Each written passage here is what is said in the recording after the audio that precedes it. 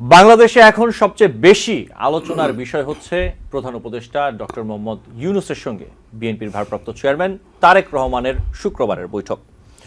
সরকার, BNP থেকে শুরু করে অন্যান্য রাজনৈতিক দলগুলো তাকিয়ে আছে কি আলোচনা হতে যাচ্ছে ডক্টর ইউনূস ও তারেক রহমানের মধ্যে। অনেকে বলছেন তাদের এই বৈঠক হতে পারে বাংলাদেশের রাজনীতির টার্নিং পয়েন্ট। অনেক সমস্যার সমাধান আসতে পারে বা পথ খুলতে পারে ডক্টর ইউনূস ও তারেক রহমানের আলোচনার মধ্য দিয়ে। তবে সবাই এমন ভাবনা পোষণ না করলেও এটি যে বাংলাদেশের বর্তমান রাজনৈতিক বাস্তবতায় অত্যন্ত গুরুত্বপূর্ণ, এ ব্যাপারে বেশিরভাগ মানুষই একমত। দর্শক, চলুন দেখে নেই ইউনূস তারেক বৈঠক নিয়ে কি বলছেন বিভিন্ন রাজনৈতিক দলের নেতারা। এই বৈঠকের মধ্যে দিয়ে বাংলাদেশের গণতন্ত্র প্রতিষ্ঠা হবে। আমরা প্রত্যাশা করছি এই বৈঠকের মধ্যে দিয়ে বাংলাদেশে ভোটের সরকার প্রতিষ্ঠা হবে। আমরা প্রত্যাশা করছি এই বৈঠকের মধ্যে দিয়ে বাংলাদেশে একটি নির্বাচিত সরকার প্রতিষ্ঠিত হবে। ইউনূস সাহেব হয়তো চেষ্টা করবেন যে তারেক রহমানকে এপ্রিলের নির্বাচনে রাজি করাতে, আর তারেক রহমান হয়তো চাবেন ডিসেম্বরের মধ্যে নির্বাচনের ক্ষেত্রে ইউনূস সাহেবকে সম্মত করতে। তবে আমরা যে মনে করি ঠিক এই মুহূর্তে যে সংকটের মধ্যে বাংলাদেশ রয়েছে অনির্বাচিত সরকারের অধীনে, সেখান থেকে আমাদের খুব দ্রুত বেরিয়ে আসা দরকার। তারেক রহমান তো অবভিয়াসলি উনি ইলেকশন নিয়ে কথা বলবেনই, আর প্রফেসর মোহাম্মদ ইউনূস ওনার তো আসলে মূল টার্গেট হলো, ওনার এজেন্ডাই হলো পোর্ট আর হলো করিডোর, মানে আরেক দেশকে কী করে একটা রাস্তা করে দেওয়া যায়। উনি আসলে ইলেকশন নিয়ে উনি কখনোই ফোকাস না। ইলেকশন নিয়ে যখন কোশ্চেন করে উনি ওনার মতন করে উনি বলে যান। এর আগে নিজের মুখে বলেছেন ডিসেম্বর, তারপরে আবার উনি নিজে আবার বলছেন এক দল বলেছে আর কোনো দল বলেনি। এই বৈঠকের মধ্য দিয়ে নির্বাচনের তারিখ এগিয়ে আসবে কি আসবে না, আসলে আমরা এই ব্যাপারটাকে আসলে নির্বাচনকে শুধুমাত্র কোনো একটা দলের নির্বাচন হিসেবে আমরা দেখতে চাচ্ছি না। সুতরাং একটা দলের চাওয়া বা পাওয়ার উপরে নির্বাচন এগিয়ে আসুক বা পিছিয়ে যাক, এই ব্যাপারটা আসলে আমরা দেখতে। ডক্টর ইউনূস তারেক রহমান বৈঠক কি সত্যি রাজনীতির টার্নিং পয়েন্ট হবে? শুধু তাই নয়, সার্বিক পরিস্থিতি বিবেচনায় কোন পথে এগোচ্ছে অন্তর্বর্তী সরকার ও বাংলাদেশের রাজনীতি। টিভিএন 24 নিউজ নেটওয়ার্কের নিয়মিত আয়োজন আলোচনায় বাংলাদেশ অনুষ্ঠানে আমি স্বাগত জানাচ্ছি আশফাক আহমেদ। এই বিষয়গুলো নিয়ে আলোচনা ও বিশ্লেষণে আজকের অনুষ্ঠানে অতিথি হিসেবে আমাদের সাথে যুক্ত আছেন সিনিয়র সাংবাদিক নাজমুল আশরাফ। আপনাকে স্বাগত জানাচ্ছি আলোচনায় বাংলাদেশ অনুষ্ঠানে। ধন্যবাদ আপনাকে। আমি সরাসরি প্রশ্নেই চলে আসি আপনার সাথে। আমরা যেমনটা শুনছিলাম বিভিন্ন রাজনীতিক তারা কথা বলছিলেন ডক্টর ইউনূস এবং তারেক রহমানের বৈঠকের প্রসঙ্গে। আমরা যদি দেখি যে বিএনপির পক্ষ থেকে বলা হচ্ছে এটা টার্নিং পয়েন্ট হতে পারে, এটি রাজনীতিতে সুবাতাস বয়ে আনবে। আপনি কিভাবে দেখেন বিষয়টিকে, যে রাজনৈতিক সংকট বা অনাস্থার যে জায়গাটি একরকম তৈরি হয়েছে বিভিন্ন রাজনৈতিক দলের সাথে সরকারের, বিশেষ করে বাংলাদেশের অন্যতম বৃহৎ রাজনৈতিক দল বিএনপির সাথে সরকারের, এই জায়গাটাই সংকট বা অনাস্থাটা কাটাতে কতটা সহায়ক হবে এই বৈঠক? ধন্যবাদ আপনাকে। সবাই কিন্তু প্রত্যাশা করছে বিএনপির বিভিন্ন পর্যায়ের নেতা, বিশেষ করে বিএনপির মহাসচিব জনাব মির্জা ফখরুল ইসলাম আলমগীর, তিনি কিন্তু অনেক আশাবাদ ব্যক্ত করেছেন।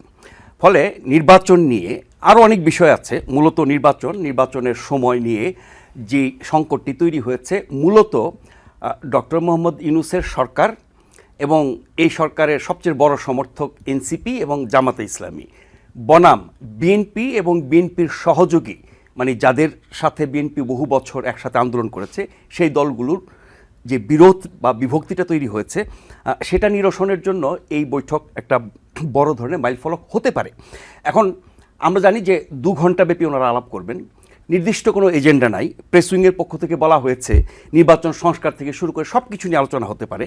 এখন ডক্টর মোহাম্মদ ইউনূস অন্তর্বর্তী সরকারের প্রধান এবং তারেক রহমান বিএনপি ভারপ্রাপ্ত চেয়ারম্যান।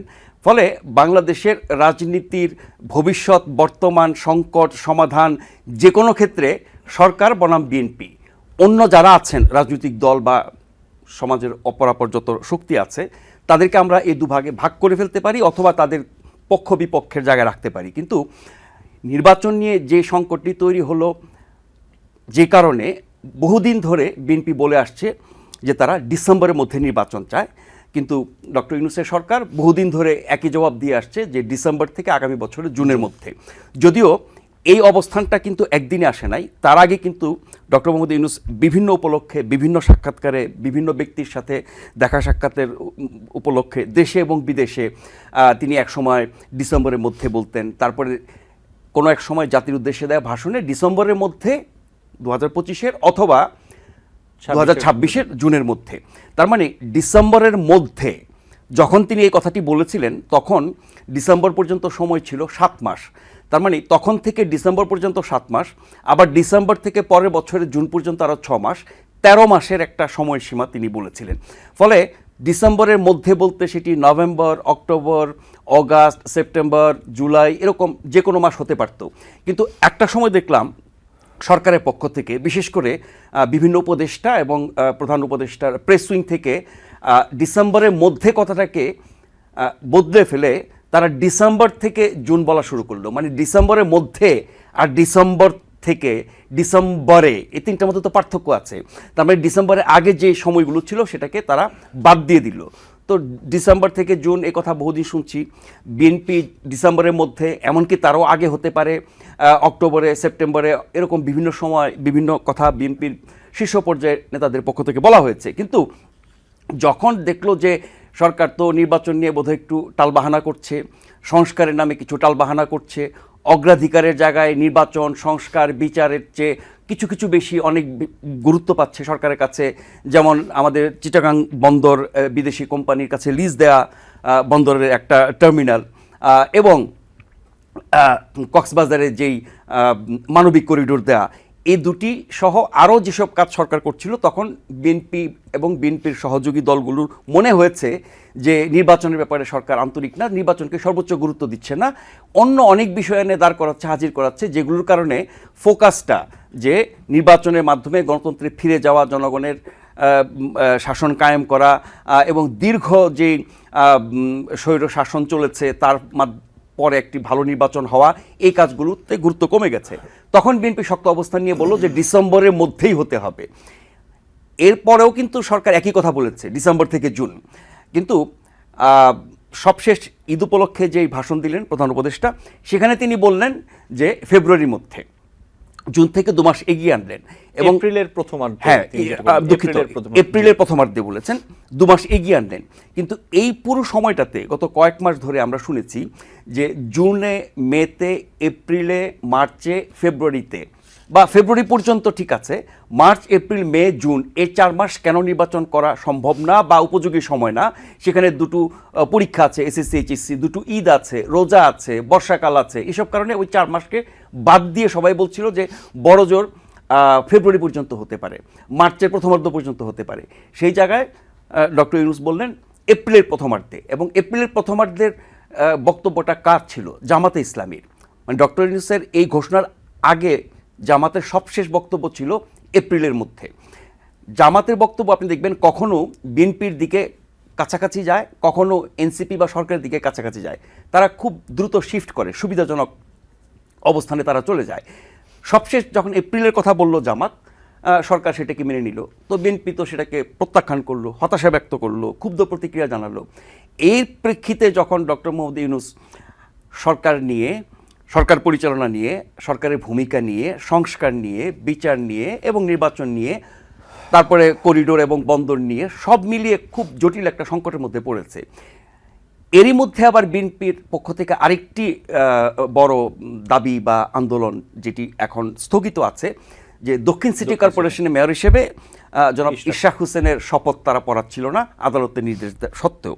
তো সেটি নিয়ে একটি আন্দোলন হয়েছে। এর বাইরে সচিবালয়ের আন্দোলন, আপনার এনআরবি আন্দোলন, চিটাগাং বন্দর কেন্দ্রিক আন্দোলন, এরকম অনেক কিছু হয়েছে। সব কিছু মিলিয়ে পরিবেশ পরিস্থিতি অনেকটা বহুমুখী আন্দোলনের দিকে যাচ্ছিল, রাজনৈতিক আন্দোলন। এর আগে কিন্তু বিভিন্ন রকমের অরাজনৈতিক আন্দোলন হয়েছে, বিভিন্ন শ্রেণী পেশার মানুষের পক্ষ থেকে যখন তখন যেখানে সেখানে রাস্তা দখল করে আন্দোলন হয়েছে, বিক্ষোভ হয়েছে, দুর্ভোগ হয়েছে, ইত্যাদি ইত্যাদি। কিন্তু এই দক্ষিণ সিটি কর্পোরেশনের আন্দোলনটি সম্পূর্ণ রাজনৈতিক। তার বিপরীতে আবার এনসিপি নির্বাচন কমিশন পুনর্গঠনের দাবিতে সেখানে গিয়ে একটা বিক্ষোভ করে আসছে, যদিও সেটা আর এগোয়নি, মানে চলমান থাকে নাই। এই সংকটের মধ্যে যখন বিএনপি ডিসেম্বরের মধ্যে অটল থাকলো, তখন ডক্টর মোহাম্মদ ইউনূসের এই সফরে আরও কিছু দিক আছে, নিশ্চয়ই সেগুলো নিয়ে হয়তো পরে জানতে চাইবেন। কিন্তু ডক্টর মোহাম্মদ ইউনূসের সাথে জনাব তারেক রহমানের বৈঠকই তার এই পুরো সফরের সবচেয়ে গুরুত্বপূর্ণ ঘটনা অনেকে বলে। দুষ্ট লোকেরা বলে। আমি যদি একটু আপনার সাথে যোগ করি অথবা প্রশ্নটি রাখি যে আপনি কিভাবে দেখেন বাংলাদেশের বেশ কয়েকটি গণমাধ্যমে যেটা দেখেছি যে সরকারের আগ্রহে বা সরকারের এক ধরনের অনুরোধেই আসলে প্রধান উপদেষ্টার সাথে বৈঠকে বসতে যাচ্ছেন বিএনপির ভারপ্রাপ্ত চেয়ারম্যান তারেক রহমান। এখন এটি একটি বিষয় হতে পারে যে বিভিন্ন রাজনৈতিক দলের সাথে আপনার প্রধান উপদেষ্টা বৈঠক করেছেন এরই মধ্যে নানান ইস্যুতে, অন্যান্য রাজনৈতিক দল ইভেন বিএনপির অন্যান্য যারা রাজনৈতিক নেতা আছেন শীর্ষস্থানীয় তাদের সাথেও বৈঠক করেছেন, কিন্তু যেহেতু তারেক রহমান দেশে নেই তার সাথে এই পর্যন্ত বৈঠক হয়নি, এটি একটি কারণ হতে পারে। আবার নাকি এই আগ্রহের পিছনে অন্য কোনো কারণও আছে, এই বিষয়টি আপনি কিভাবে দেখেন? এই যে 2 ঘন্টা তারা 1-to-1 বৈঠক করবেন, সেখানে সব কিছু নিয়ে আলোচনা হবে, তো শুধুই কি নির্বাচন নিয়ে আলোচনা হবে? সংস্কার নিয়ে, জুলাই সনদ নিয়ে, বিচার নিয়ে এবং নির্বাচন পরবর্তী ক্ষমতা হস্তান্তর নিয়ে, বর্তমান সরকারে যারা আছেন তাদের নিরাপদে ক্ষমতা ছেড়ে আসা, এবং যাদের দ্বারা তিনি সরকারে বসেছেন বলে সবসময় দাবি করেন, যদিও সেটি আন্দোলনকারীদের একটি অংশ মাত্র, বৈষম্য বিরোধী ছাত্র আন্দোলন, যারা এখন এনসিপি নামে দল গঠন করেছে এবং যাদের 2 জন প্রতিনিধি এখনও সরকারে রয়ে গেছে, তাদেরকেই ডক্টর মোহাম্মদ ইউনূস সবসময় তার ক্ষমতার উৎস বলে আসছেন, তার নিয়োগকর্তা বলেছেন, তাদের কথা তাদের ইচ্ছা অনুযায়ী তিনি চলেছেন। বিএনপির মতো বড় বড় দলের কথায় তিনি যতটা না কর্ণপাত করেছেন, এই অভ্যুত্থানকারী ছাত্রদের কথায় বা এনসিপির কথায় তিনি অনেক বেশি সায় দিয়েছেন, তাদের পক্ষে থেকেছেন, তারাও সরকারকে অনেক বেশি ওন করেছে। সে কারণে এনসিপিকে বলা হয় একরকম সরকারি দল, কারণ তারা সরকারকে যেভাবে ডিফেন্ড করে সরকার নিজেও এতটা ডিফেন্ড করতে পারে না। আবার তাদের অবস্থানকে সরকার যেভাবে সমর্থন করে, তাদের পক্ষে সিদ্ধান্ত নেয়, সেটি এনসিপিকে অনেক বেশি ক্ষমতায়িত করে। এর মাঝে জামাতে ইসলামী আলোচনায় বেশি আসে। এনসিপি তাদের ছেলেপেলেরা অনেক বিতর্কিত কথা বলেন, অনেক ভালো কথাও বলেন, অনেক স্বপ্ন দেখান, অনেক ভালো উন্নত নতুন বাংলাদেশের কথা তারা বলেন, যদিও তাদের নানান কাজকর্মে সে আশাবাদে অনেকটা ভাটা পড়েছে, মানুষ হতাশ হচ্ছে, তাদের রাজনীতির নামে যেসব কর্মকাণ্ড, কথাবার্তা এবং অন্য দলের প্রতি তাদের যে আচরণ, সব কিছু মিলিয়ে সমালোচনা আছে। কিন্তু এরা অভ্যুত্থানকারী শক্তি হিসেবে মানুষের মনে একটা বড় প্রত্যাশা জাগিয়েছিল যে এই তরুণ প্রজন্ম, তারাই ভবিষ্যতের বাংলাদেশ, তারাই দেশের হর্তাকর্তা হবেন, দেশ পরিচালনা করবেন, সমাজে নানা ক্ষেত্রে নেতৃত্ব দেবেন। ফলে তারা যদি নতুন কোনো কিছু করতে পারে যেটা মানুষের কল্যাণে আগের রাজনীতির চেয়ে বেশি কাজে লাগবে, এবং গতানুগতিক বা প্রচলিত বা ঘুণে ধরা যেই বলি না কেন সেই রাজনীতির বাইরে এসে তারা এমন কিছু করবেন মানুষ তাদের পেছনে ছুটবে, সেরকমটা তারা এখনও করতে পারে নাই, কিছু কথা বলা ছাড়া। কাজে কর্ম কিন্তু সেই পুরনো ধারার মধ্যেই তারা আছেন নানানভাবে। সেই জায়গায় এই এনসিপি, জামাতে ইসলামী এবং ডক্টর ইউনূসের সরকার, এই 3টা শক্তিকে আমরা একটা পক্ষে যদি রাখি, বিপরীতে বিএনপি এবং অন্যান্য যে দলগুলো 50-এর ঊর্ধ্ব দল যারা বিএনপির সাথে একমত ডিসেম্বরের মধ্যে নির্বাচন দেওয়ার ক্ষেত্রে, এই যে বড় ধরনের একটা গ্যাপ তৈরি হয়েছে, আমি যদি অন্যদেরকে সরিয়ে রাখি, ডক্টর ইউনূসের সরকার বনাম বিএনপি, এই বিভেদ দূর করার ক্ষেত্রে ডক্টর ইউনূসের সাথে দেশে বিএনপির শীর্ষ পর্যায়ের নেতাদের যেসব বৈঠক হয়েছে তাতে তেমন কোনো ফলাফল হয় নাই। আমরা বিএনপির বক্তব্য শুনেছি সভায়, বেরিয়ে এসে তাদের বক্তব্য শুনেছি, অন্যদিকে সরকারের পক্ষ থেকেও আমরা বক্তব্য শুনেছি। ডক্টর ইউনূস কিন্তু বলেন না, তার পক্ষ থেকে তার উপদেষ্টা বা তার প্রেস উইং বলা হয়, কিন্তু গ্যাপটা দিন দিন বাড়ছিল এবং মনে হচ্ছিল একটা সংকটের দিকে যাবে। এমনও খবর পত্রপত্রিকায় বের হয়েছে যে বিএনপি জুন মাসটা সরকারকে সময় দেবে ভাববার জন্য, যাতে তারা নির্বাচনের ক্ষেত্রে বিএনপির দাবি অনুযায়ী অথবা একটা উপযুক্ত সময় নির্বাচনের কাজটা তারা করেন এবং সংস্কার প্রক্রিয়াটা দ্রুত সমাপ্ত করে একটা পর্যায়ে নিয়ে যান। যেটুকু এই সরকার করতে পারবে বাকিটা নির্বাচিত সরকার এবং নির্বাচিত সংসদ এসে করবে। সেই জায়গার জন্য সরকারকে 1 মাস সময় দেওয়ার খবর বিভিন্ন পত্রপত্রিকায় বের হয়েছে বিএনপির শীর্ষ পর্যায়ে নেতাদের বরাত দিয়ে, সূত্রে বরাত দিয়ে। সেই সময়টা, ওই মাসটা কিন্তু অর্ধেক চলে যাচ্ছে। বাকি সময় পরে যেটি খবর বেরিয়েছে যে বিএনপি কঠোর আন্দোলনে নামবে। তো বিএনপির মতো দল যদি মাঠে সরকারের বিরুদ্ধে আন্দোলনে নামে, নির্বাচনের দাবিতে আন্দোলন করে, এক ইশরাক, সেটি হচ্ছে ঢাকা সিটি কর্পোরেশনের একাংশের শুধুমাত্র ইশরাক সমর্থনের যে আন্দোলন আমরা দেখলাম নগরভঙ্গকে কেন্দ্র করে, তাতেই সরকার টালমাটাল অবস্থা, তাতেই ডক্টর মোহাম্মদ ইউনূস ক্ষমতা ছেড়ে দিতে চেয়েছিলেন। যদিও তার এই ক্ষমতা ছাড়তে চাওয়া নিয়ে অনেক রকমের বক্তব্য আছে, সেখানে নাই গেলাম। সেই জায়গায় বিএনপির মতো দল সারা দেশে যদি সত্যিকার অর্থে মাঠে নেমে আন্দোলন করে, তাহলে এই সরকারের পক্ষে দেশ চালানো এবং টিকে থাকা কঠিন হবে। সেই জায়গায় ডক্টর মোহাম্মদ ইউনূসেরই প্রয়োজন বা তার সরকারেরই প্রয়োজন বিএনপির সাথে একটা বোঝাপড়া করা। এখন যারা দেশে আছেন নেতৃত্ব, তাদের সাথে বোঝাপড়া করেন নাই। তিনি ভেবেছেন শীর্ষ নেতৃত্ব এবং অন্য একটা দেশে গিয়ে 1-to-1 কথা বললে হয়তো বোঝাপড়াটা আর সহজ হবে, ভালো হবে।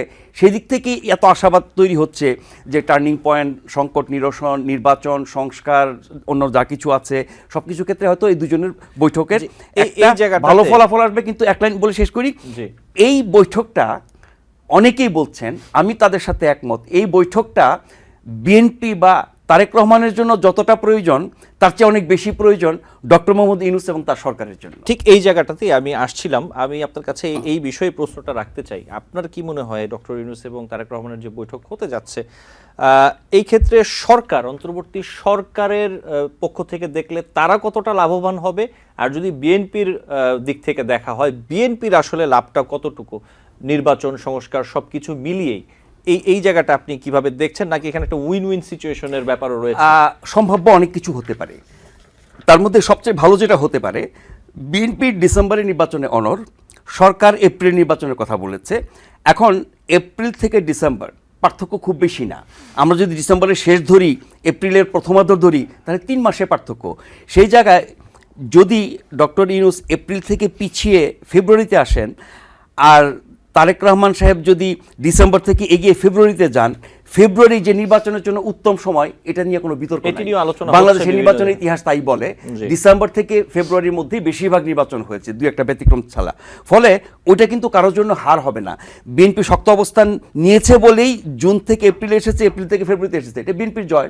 আর ডক্টর মোহাম্মদ ইউনূস বলতে পারেন যে বিএনপির মতো বড় দল, তার সাথে আরও অনেক দলের সমর্থন আছে, সেক্ষেত্রে এই 4 মাসের বিরূপ পরিস্থিতি থেকে আমরা এপ্রিলে এসেছি, এপ্রিলেও কিছুটা বিরূপ পরিস্থিতি আছে, ফলে আমরা যদি আরেকটু এগিয়ে ফেব্রুয়ারিতে আসি, যেটি ইতিহাস বলে সবচেয়ে ভালো সময়, ফলে সরকার একটা বেটার অপশনে আসছে, এটা সরকারের জয় হতে পারে। বিএনপি তার কাছাকাছি একটা সময় এসেছে এবং সেটা বেটার সময় নির্বাচনের জন্য উপযুক্ততার দিক থেকে, ফলে দুপক্ষেরই একটা জয় হতে পারে যদি সেটা ফেব্রুয়ারিতে এসে স্থির হয়। এটি হচ্ছে একটি বিষয়। আরও অন্যান্য যে বিষয়গুলো আছে, বিচার আসলে এটা আইনি প্রক্রিয়া, আদালতের মাধ্যমে হবে।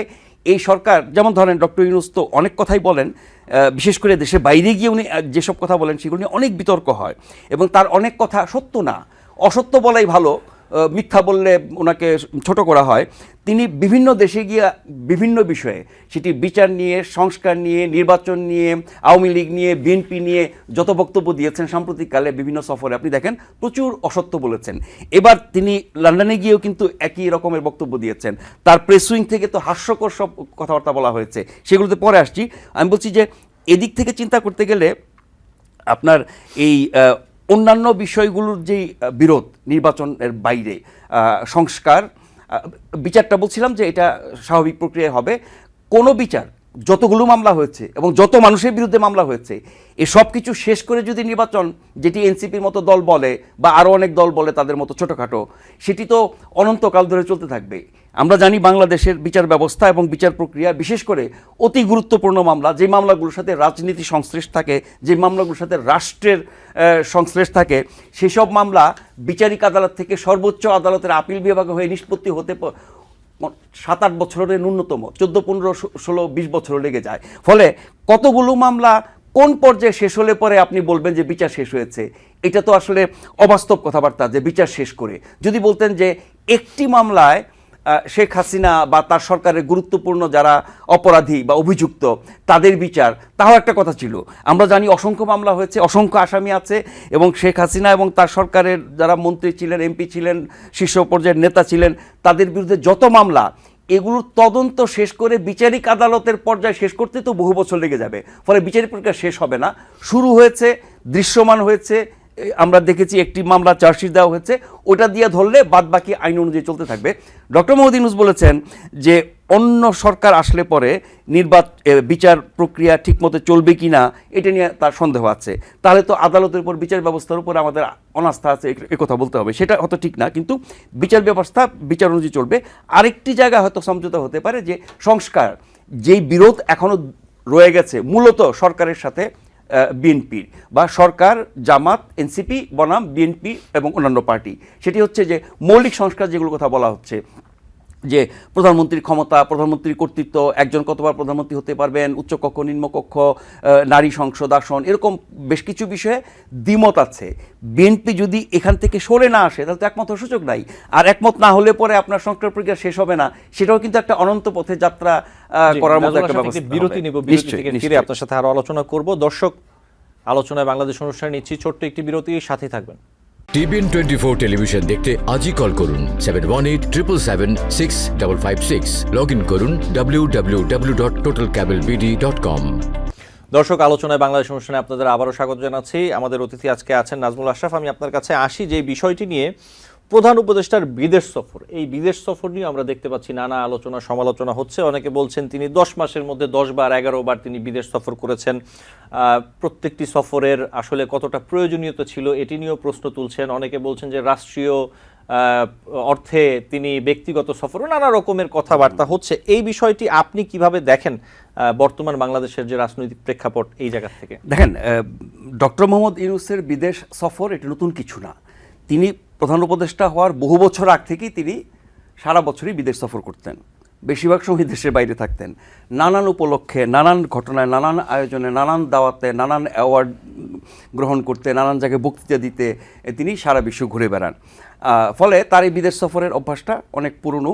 সেটি কতটা প্রয়োজন, কতটা তার ভালো লাগা থেকে, কতটা নিজের অর্জন থেকে, কতটা দেশের সম্মানের জন্য, সেটি নিয়ে বিস্তর আলোচনা হতে পারে। কিন্তু তার জন্য বিদেশ সফর নতুন কিছু না। কিন্তু তিনি যখন সরকারের দায়িত্ব নিলেন এরকম ক্রান্তিকালে, এবং দেশে এত সব সংকট, এবং খুবই মানে বাংলাদেশের ইতিহাসে এই 5ই অগাস্টের অভ্যুত্থান এবং অভ্যুত্থান পরবর্তী যে বাস্তবতা, এমনটা বাংলাদেশের ইতিহাসে দ্বিতীয়বার ঘটনায়। এর আগে অনেক বড় বড় পরিবর্তন হয়েছে। আপনার 75-এ 15ই আগস্ট হয়েছে, 90-এ হয়েছে, 2007-এ হয়েছে, কিন্তু এবার একটা ভিন্ন, অন্য যে কোনো সময়ের চেয়ে। সেই বাস্তবতায় এরকম ক্রুশিয়াল একটা সময় সরকারের দায়িত্ব নেওয়া, এবং তার ভাষায় তিনিই বলেন তাদের 3টি মূল কাজ, একটা হচ্ছে বিচার, একটি হচ্ছে সংস্কার, একটি হচ্ছে নির্বাচন।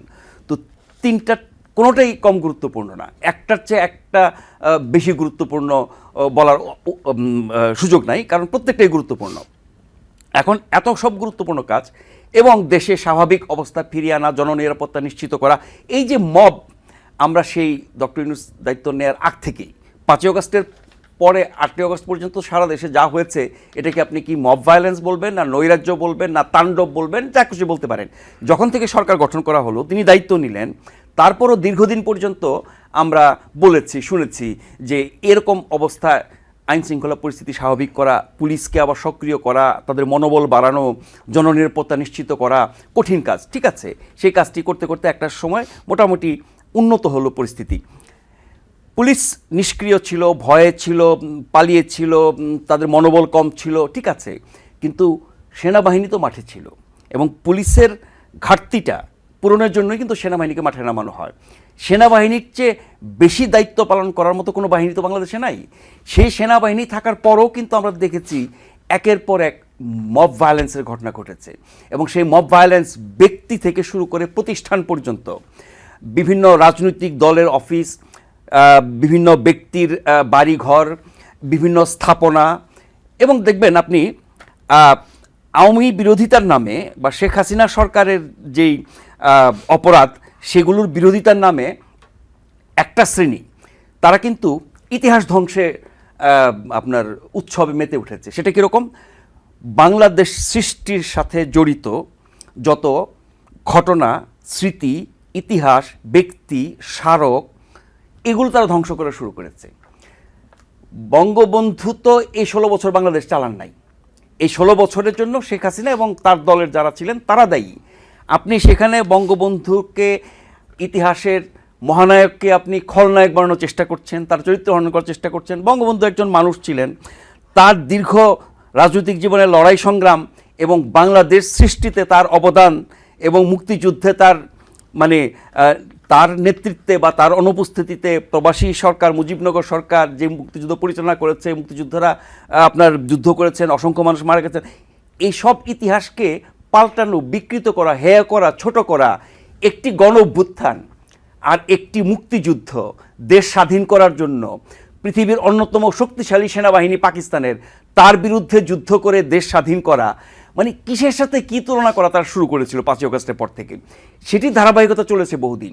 আপনি বঙ্গবন্ধু ভাস্কর্য ভাঙছেন, আপনি জাতীয় চার নেতার ভাস্কর্য ভাঙছেন, আপনি মুক্তিযুদ্ধের ভাস্কর্য ভাঙছেন, আপনি বীর শ্রেষ্ঠের ভাস্কর্য ভাঙছেন, আপনি মুক্তিযুদ্ধের যত স্মারক আছে সারা বাংলাদেশে সব কিছু আপনি ভাঙছেন, আপনি মানে যত মানে ইতিহাস ধরেন 32 নাম্বার, ডক্টর মোহাম্মদ ইউনূসকে এই 32 নাম্বার নিয়ে চাথাম হাউসের যে ডায়লগটি হয়েছে সেখানে প্রশ্ন করা হয়েছিল যে এই একটা ঐতিহাসিক বাড়ি বা একজন প্রয়াত নেতার বাড়ি ভাঙচুর করা হয়েছে, তার সরকার নীরব ছিল কেন? উনি ঐক্যের কথা বলেন, তাহলে একটা বড় অংশকে বাদ দিয়ে কীভাবে ঐক্য করবেন? তিনি কিন্তু ওই প্রশ্নের যথাযথ উত্তর দেন নাই, তিনি এড়িয়ে গেছেন এবং মুখস্থ বলি। এবং দেশের বাইরে গিয়ে যখন ডক্টর মোহাম্মদ ইউনূস দেশের বিষয়গুলো নিয়ে কথা বলেন না, দেখবেন এগুলোর মধ্যে এক ধরনের অতি নাটকীয়তা আছে, চমক সৃষ্টি করার চেষ্টা আছে, মানুষকে চমৎকৃত করা, মুগ্ধ করার চেষ্টা আছে, এবং তার মধ্যে অনেক সত্যের অপলাপ আছে, অনেক মিথ্যাচার আছে, অনেক কিছু এড়িয়ে যাওয়ার ব্যাপার আছে। এবং দেখেন ডক্টর মোহাম্মদ ইউনূস উনি আন্তর্জাতিক ব্যক্তিত্ব, ওনার নাম সুনাম অর্জন সারা বিশ্বে আছে, থাকবে, কিন্তু তিনি এই যে বিদেশ প্রীতির কথা আপনি বলছিলেন না, বিদেশ সফরই তার বিদেশ প্রীতির একমাত্র লক্ষণ না।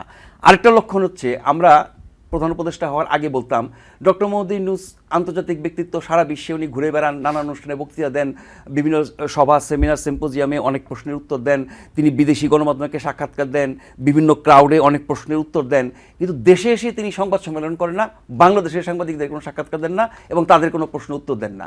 শেষের দিকে তিনি যখন শেখ হাসিনা সরকারের শেষের দিকে তিনি নিজেই বিভিন্ন মামলায় আপনার অভিযুক্ত হয়ে আদালতে আসা যাওয়া করছিলেন, তখন তার প্রতি সরকারের যে আচরণ সেটির প্রতিবাদ সবাই করেছে। ওই সময়টা তিনি টুকটাক কথা বলেছেন, কিন্তু আবার দেখেন উনি আগের ফর্মে চলে গেছেন। আপনি গত এই 10 মাসে বাংলাদেশে কয়েকজন সম্পাদককে, বাছাই করা কয়েকজন সম্পাদককে তিনি সাক্ষাৎকার দিয়েছেন।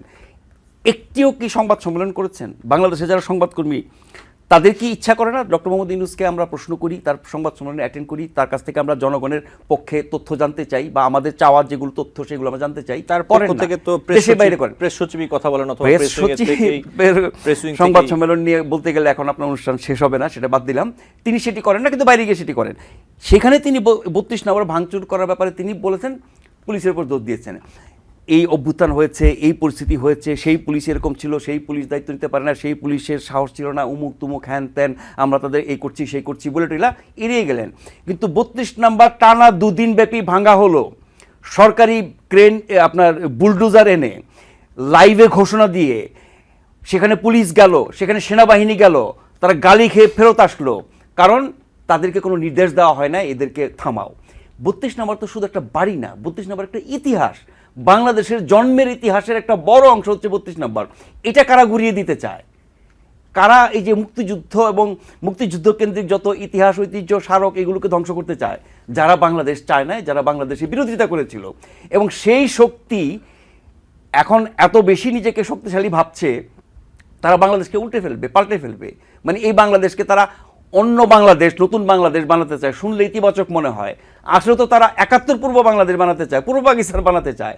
তাদের ইতিহাস, তাদের বয়ান, তাদের কথাবার্তা, তাদের আকাঙ্ক্ষা, তাদের পরিকল্পনা এবং তাদের কাজকর্ম আপনি সব যোগ করেন, একেবারে জলবত্তরং, যে তারা আসলে 71-এ যে তাদের কলঙ্ক, 71-এ যে তাদের ইতিহাস, কারো নিজেদের, কারো পূর্বপুরুষের, কারো পূর্বপুরুষেরও আগের পুরুষের, এসব পাপ মোচনের জন্য তারা এই 24-এর গণঅভ্যুত্থানটাকে বেছে নিয়েছে। এই 24-এর গণঅভ্যুত্থানের উপর ভর করে তারা 71-এর পাপ মোচন করতে চায়, এবং সেই কারণে ইতিহাস বিকৃতি থেকে শুরু করে আপনার ইতিহাসের যে নায়ক মহানায়ক তাদেরকে কলঙ্কিত করার চেষ্টা করা। আপনি দেখবেন এই অভ্যুত্থানের ফলে আওয়ামী লীগ সরকারের পতন হয়েছে। এখন আওয়ামী লীগ সরকারের পতন হওয়ার পরে একমাত্র এবং সবচেয়ে বড় দল হিসেবে বিএনপি আবির্ভূত হয়েছে, বা আগে থেকেই ছিল। আওয়ামী লীগ তার প্রতিপক্ষ না থাকার কারণে বিএনপি এখন অদ্বিতীয়, তার ধারে কাছে কোনো দল নাই। যে দলটি টানা 16 বছর নির্যাতিত, নিগৃহীত হয়েছে, এবং যে দলটি এই অভ্যুত্থানে সবচেয়ে বড় ভূমিকা পালন করেছে ইন টার্মস অফ পার্টিসিপেশন, তাদের ত্যাগ, তাদের কর্মী, তাদের আন্দোলন, নেতৃত্বে ছিল ছাত্ররা, এবং সেটি একটা রাজনৈতিক কৌশল ছিল। এটাও বলা হয়েছে যে যদি বিএনপির নামে বা অন্য কোনো দলের নামে আন্দোলন হয়, সেটিকে সরকার একভাবে দেখবে। ছাত্র আন্দোলন করছে, সুতরাং ছাত্রদের পেছনে সকল রাজনৈতিক অরাজনৈতিক মানুষ ছিল, সেই আন্দোলনে তাদের বিরাট স্টেক ছিল, ভূমিকা ছিল, অবদান ছিল, সেটাকে ছোট করার চেষ্টা, সেটা বাদ দেন। তো সেই বিএনপিকেও কিন্তু এই শক্তি, যারা অভ্যুত্থানের শক্তির মধ্যে কিন্তু আবার অপশক্তি আছে, এবং তাদের পেছনে আছে জামাতের মতো দল, তারা মিলে কিন্তু আওয়ামী লীগকে পতন ঘটানোর পরে বিএনপিকেও আওয়ামী লীগের কাতারে ফেলার চেষ্টা করেছে। কারণ বিএনপির প্রতিষ্ঠাতা একজন মুক্তিযোদ্ধা, বিএনপিতে প্রচুর মুক্তিযোদ্ধা আছে। আওয়ামী লীগের বড় দোষের একটি হচ্ছে তারা ৭১-এর মতো ইতিহাসকে, মুক্তিযুদ্ধকে, বঙ্গবন্ধুকে, জাতীয় চার নেতাকে, মুক্তিযোদ্ধাদেরকে রাজনীতিতে অপব্যবহার করেছে, মুক্তিযুদ্ধ বেঁচে খেয়েছে। বিপরীতে এখন তারা নাই, তাদের অনুপস্থিতিতে তাহলে সেই ৭১-এর যদি আপনার অর্জন, ইতিহাস, ঐতিহ্য, গর্ব যা কিছু, সেটি ধারণ করা, বলার একমাত্র দল বিএনপি। বিএনপির প্রতিষ্ঠাতা যেমন মুক্তিযোদ্ধা, বিএনপিতে প্রচুর মুক্তিযোদ্ধা ছিল এবং এখনও আছে। বিএনপি মুক্তিযুদ্ধ নিয়ে তারা অনেক বেশি গর্ব করে। সেই জায়গায় বিএনপিকে আওয়ামী লীগের কাতারে ফেলার চেষ্টা করেছে, বিএনপিকে আওয়ামী লীগের কাতারে ফেলে সেটাকেও মাইনাস করার একটা চেষ্টা করেছে। সেটা তারা পারে না বা পারবেও না। এখনও যখন আমরা দেখি যে কিছু কিছু দল সরকারের দিক থেকে, এনসিপি দিক থেকে, জামাতের দিক থেকে, বা তাদের ভাবাদর্শে আরও যেসব দল আছে, তারা যখন বিএনপিকে আওয়ামী লীগের মতো গালি দেওয়া শুরু করে, এই ভারতের দালাল, এ হচ্ছে আপনার কি বলে গণবিরোধী, জনবিরোধী, তারা সংস্কার মানে না, তারা রাষ্ট্র সংস্কার করতে চায় না, তারা ভালো গণতন্ত্র চায় না, এসব। ওরা তো গণতন্ত্রে বিশ্বাস করে না, আর তারা আরেক দলকে অভিযুক্ত করে গণতন্ত্র মানে না বা সংস্কার মানে না। যেটুকু সংস্কার বিএনপি মেনেছে, তারা নিজেরা যে সংস্কার প্রস্তাব আরও বছর ৩ আগে দিয়েছে, সেটুকু করলেও তো রাষ্ট্রে বড় ধরনের পরিবর্তন হয়। যারা অবাস্তব এবং কি বলবো বাস্তবায়নযোগ্য না এরকম সংস্কারের কথা বলে, এবং সংস্কার এমন কাজ না যে আজকে আপনি সিদ্ধান্ত নিলেন কালকে এটা বাস্তবায়ন করে ফেলেন। এটা দীর্ঘ প্রক্রিয়ার ব্যাপার, ধাপে ধাপে হবে, এবং সেটা একটা রাজনৈতিক প্রক্রিয়ার মধ্য দিয়ে হবে, আইনি প্রক্রিয়ার মধ্য দিয়ে হবে। তারা ওভারনাইট সব কিছু করে ফেলতে চায়, আন্দোলন করে ৩৬ দিনে সরকার ফেলে দেওয়া যায়, কিন্তু রাষ্ট্র সংস্কার এবং রাজনীতি বদল এটা ওভারনাইট করা সম্ভব না, ৩৬ দিনে করা সম্ভব না। নাজমুল হাসান, আরেকটি বিষয় নিয়ে আসি আমরা, যে এটি নিয়ে মূলত আলোচনা করছিলাম, যে ডক্টর ইউনূস এবং তারেক রহমানের যে বৈঠক, স্বরাষ্ট্র উপদেষ্টা মোহাম্মদ জাহাঙ্গীর আলম চৌধুরী তিনি বলেছেন যে বিএনপির ভারপ্রাপ্ত চেয়ারম্যান তারেক রহমানের দেশে ফিরতে কোনো অসুবিধা নেই, তিনি এটি আজকেই বলেছেন, এবং শুক্রবারই বৈঠক হতে যাচ্ছে। এখন আরও একটি বিষয়, যেটি তারেক রহমানের সব মামলা তো এরই মধ্যে খালাস হয়ে গেছে, এই যে বৈঠক হবে, এখানে এটিও কি একটি গুরুত্বপূর্ণ বিষয় হওয়ার সম্ভাবনা আছে কিনা? যে এই প্রশ্ন অনেকদিন ধরে উঠছে যে কেন জনাব তারেক রহমান দেশে ফিরছেন না। প্রথম প্রশ্ন ছিল তার অনেকগুলো মামলা আছে, দেশে ফেরা মাত্র যদি তাকে কোনো মামলায় গ্রেপ্তার দিকে কারাগারে পাঠানো হয়, এটি একটি আশঙ্কা ছিল। আমরা দেখলাম যে আদালতের মাধ্যমে একে একে সকল মামলা থেকে তিনি খালাস পেয়েছেন। এরপরে কেন তিনি দেশে ফিরছেন না, বিএনপির পক্ষ থেকে স্পষ্ট কিছু বলা হয় না, কিন্তু নানানভাবে যা কিছু আমরা জানি, বুঝি, তাতে করে একটা নিরাপত্তা শঙ্কা আছে। সেই নিরাপত্তা সরকার কতটা দেবে বা দেবে না, বা তারেক রহমান ব্যক্তি হিসাবে আপনি যেভাবেই মূল্যায়ন করেন না কেন, তিনি বাংলাদেশের অন্যতম বড়, এই মুহূর্তে সর্ববৃহৎ দলের নেতা, যেই দলটি আগামীতে সরকার গঠন করবে, সেই দলের প্রধান বা ভারপ্রাপ্ত প্রধান হিসেবে তার নিরাপত্তা শঙ্কা শুধুমাত্র দেশের ভেতরকার রাজনৈতিক বাস্তবতা, সরকারের ভূমিকা, বিভিন্ন এজেন্সি, বাহিনী, গোয়েন্দা, এর মধ্যে সীমাবদ্ধ না। এখানে জাতীয়, আঞ্চলিক, আন্তর্জাতিক নানান রকমের চক্রান্তের ব্যাপারও থাকতে পারে। সেই আলোচনাটাও নানানভাবে আসে যে তিনি সেই ঝুঁকি নিয়ে আসবেন কিনা। এখন বাংলাদেশের ভেতরে সর্বোচ্চ নিরাপত্তা দেওয়ার ক্ষমতা সরকারের আছে। সরকারের যত কর্তৃপক্ষ আছে, বাহিনী আছে, গোয়েন্দা আছে, প্রশাসনিক, সব কিছু কাজে লাগিয়ে সরকার চাইলে নিশ্চয়ই তাকে সেই সুরক্ষা দিতে পারে। এখন কতটা সুরক্ষা পেলে পরে তিনি আসবেন সেটা আমরা জানি না, কিন্তু সেই সুরক্ষা দেওয়া, নিশ্চিত করা, তিনি দেশে এসে নির্বিঘ্নে রাজনীতি করবেন, নির্বাচন করবেন, তারপরে জিতলে পরে সরকার গঠন করবেন, এই বিষয়গুলোর একটা বোঝাপড়া হওয়াটা খুবই স্বাভাবিক। জি, আরেকটি বিষয়ে যদি বলি, আপনি যেমনটা বলছেন, প্রধান উপদেষ্টা বলেছেন যে 17 বছর পর ইতিহাসের সবচেয়ে সুন্দর নির্বাচন বাংলাদেশে হবে। বাংলাদেশের যে রাজনৈতিক দলগুলো এবং যদি সাধারণ মানুষের কথাও বলি, আপনি কিভাবে দেখছেন যে সরকারের ওপর কতটা আস্থা রাখছে রাজনৈতিক দলগুলো? এবং ডক্টর মোহাম্মদ ইউনূস কিন্তু চমৎকার কথা বলেন, মানে মুগ্ধ হওয়ার মতো, মানুষকে মানে বিমোহিত করার মতো কথা বলেন। তিনি গ্রেট ইনফ্লুয়েন্সার, জাতীয় আন্তর্জাতিক পর্যায়ে আমরা তার বক্তব্য শুনে সেটাই দেখি, এবং তিনি কোনো একটি বিষয়কে যেভাবে বলেন, বর্ণনা করেন, মানুষের মনে প্রত্যাশা জাগান, স্বপ্ন জাগান, মানুষ কিন্তু মুগ্ধ না হয়ে পারে না। তো উনি খুব সাধারণ কথাবার্তাকেও চমৎকারভাবে তুলে ধরতে পারেন, তাতে করে মানুষ উদ্বুদ্ধ হয়, আশান্বিত হয়, স্বপ্ন দেখে, কিন্তু সেই স্বপ্ন পূরণ হয় কিনা, হবে কিনা, হওয়ার মতো কিনা, সেটি নিয়ে প্রশ্ন উঠতে পারে।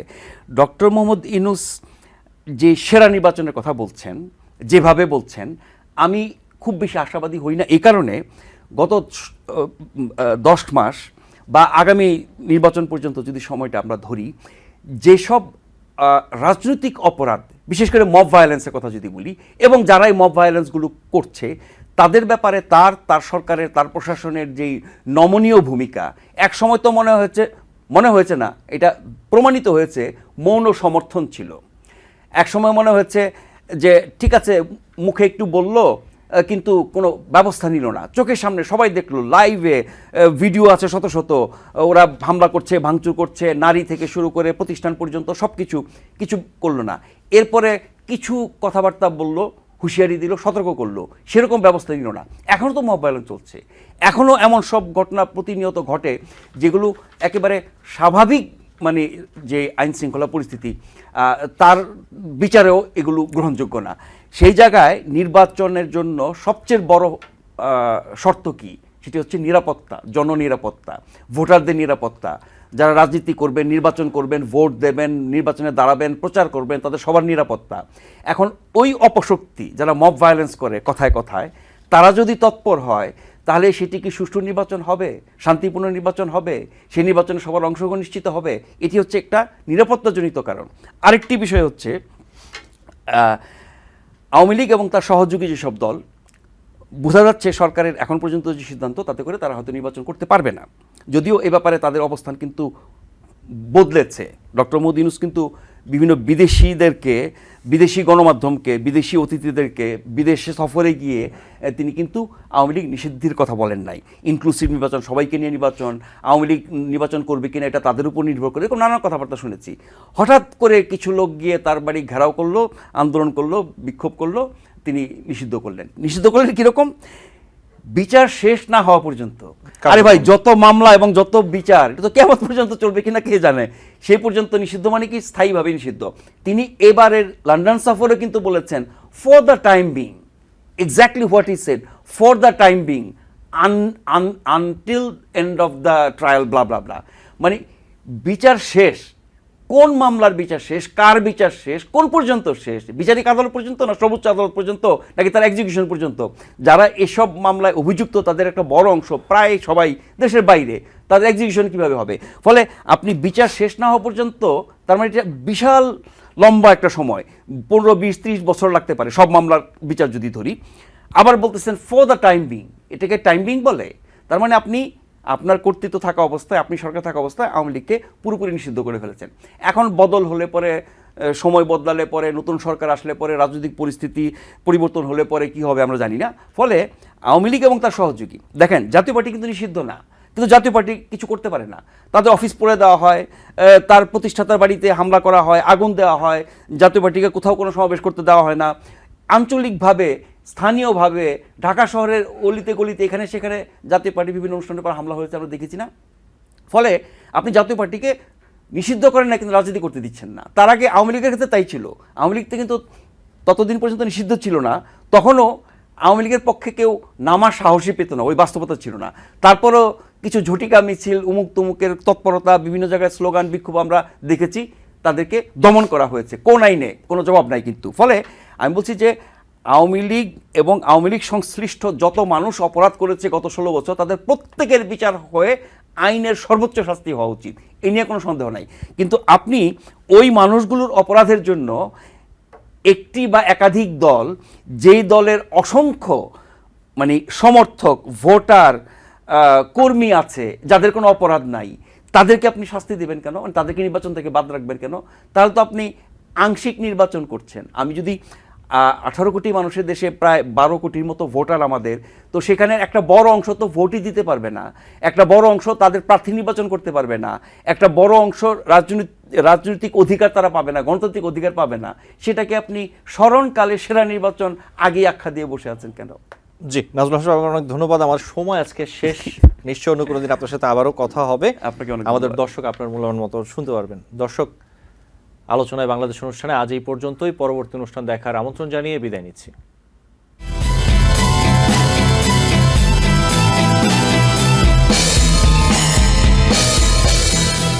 টিভিএন 24 টেলিভিশন দেখতে আজই কল করুন 7187776556। লগ ইন করুন www.totalcablebd.com। নিউ ইয়র্ক থেকে সম্প্রচারিত টিভিএন 24 টেলিভিশন বিশ্বজুড়ে বাঙালির কণ্ঠস্বর।